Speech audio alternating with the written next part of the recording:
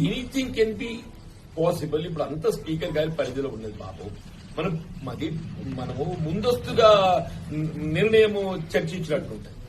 Speaker గారు definitely is elderly person, voice person. వారు ఏ నిర్ణయం తీసుకున్నా చట్ట ప్రకారం తీసుకుంటారని చెప్పారు వాళ్ళు.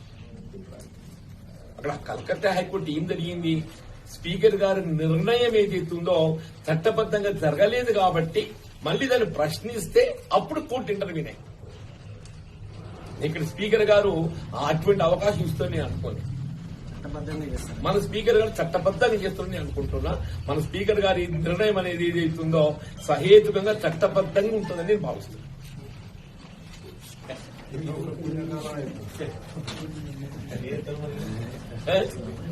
ఏమంటారు స్పీకర్ గారి నిర్ణయం తర్వాత స్పీకర్ గారి నిర్ణయము చట్టబద్ధంగా ఉంటుందని చెప్పి భావించినప్పుడు మీరు ఆదేశిస్తే ఇఫ్స్ అండ్ పట్టింది. స్పీకర్ గారి నిర్ణయం సహేతుకంగా లేకుంటే, చట్టబద్ధంగా లేకుంటే అప్పుడు ఆ సమస్య ఉత్పన్నమైంది. అలా మన స్పీకర్ గారు ఇదివరకు ఒకసారి ఈ gave an interview to some media.